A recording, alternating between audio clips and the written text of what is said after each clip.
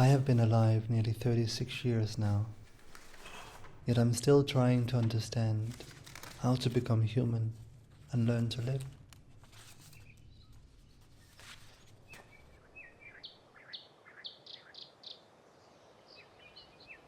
And even if you were in prison, whose walls did not let any of the sounds of the world outside reach your senses, would you not have your childhood still?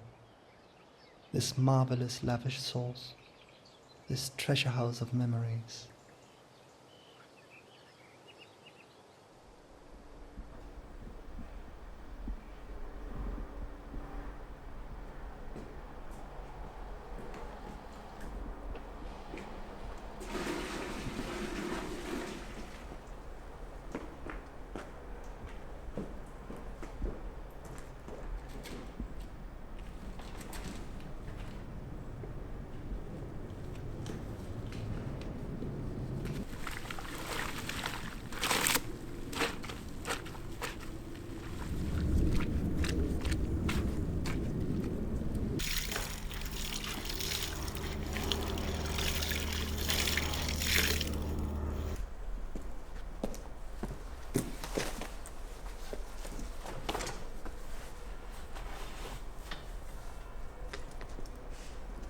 When I was 7 years old, I was taken away from my parents and brought to a foster care. Everyone told me, it is not your fault. My earliest memories of my childhood is that I always felt alienated from the other children. I was a quiet, sensitive, sad child, and a bit peculiar, not like the other boys and girls. So was it my fault? Part of me died that day, and I've been trying to find out how to become human and live again.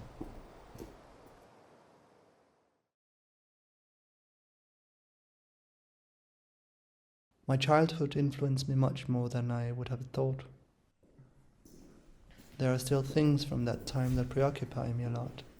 Still many unanswered questions that there doesn't seem to belong any answer to.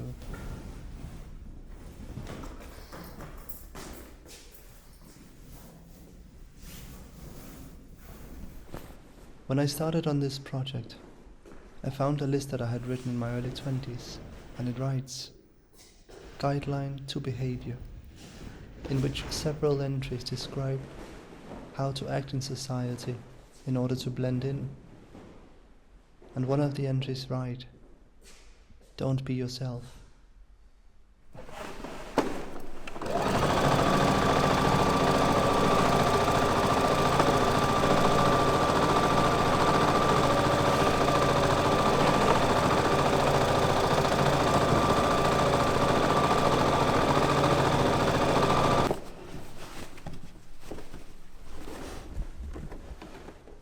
Do we need to belong? Do we need to sacrifice our authenticity just to fit in? It saddened me to see this, as well to see that many of the subjects still resonates with me today.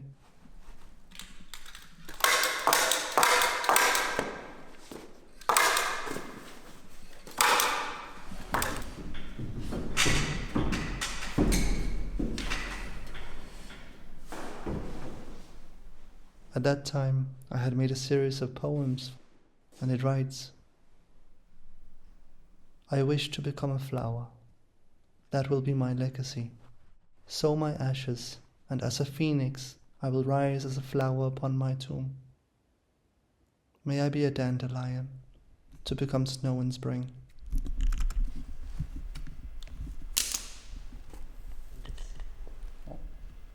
My mind broke in my early 20s, and since then I've been trying to find a sense of absolution towards myself and maybe my past. I don't know if the childhood affected my illness, but it has become the catalyst for everything to come.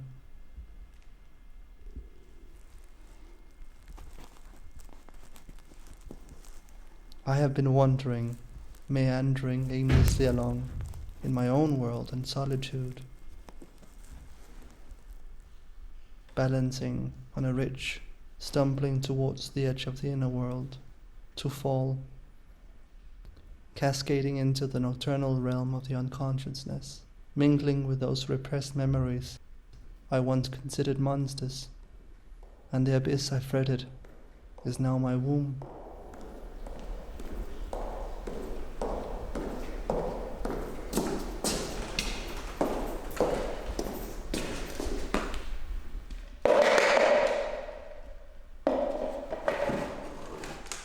Yet there doesn't seem to be an edge to the pain that one might feel. It is a continuous journey. One high above looking at the horizon, one might discover an end or an edge, yet the sphere of thought, motion is no more.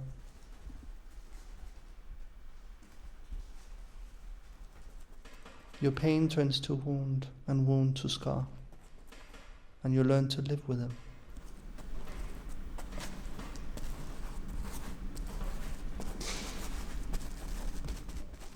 The poet Malcolm Guide says that the imagination is one of the deepest faculties of the human soul. And I find that curiousness is the pathway to the imagination.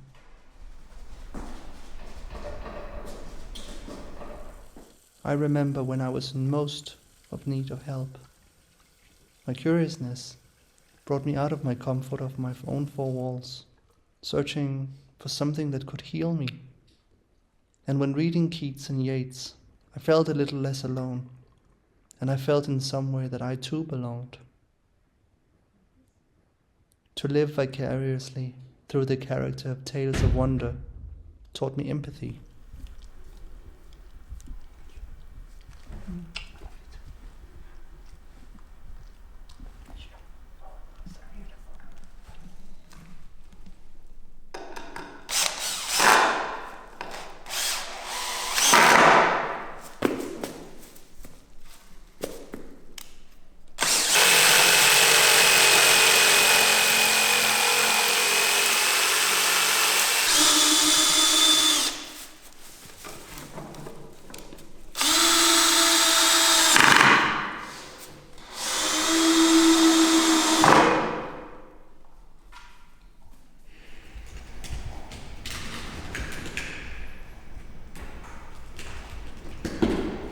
When contemplating of the idea of belonging and the human experience, I've been thinking about religion, as well the numinous and wondrous effect art can have.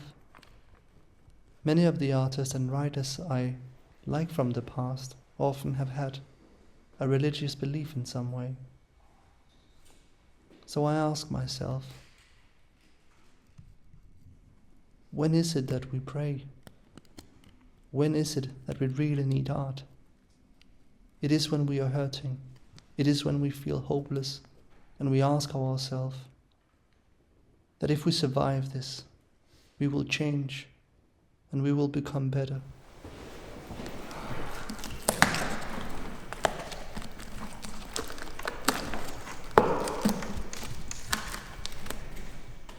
We understand that we have faults and we can succumb to our humility, and we can arise from that.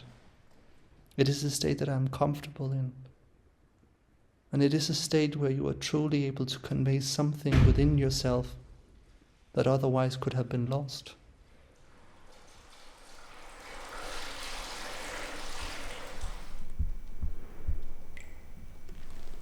We want to believe in something bigger, but it is all within ourselves.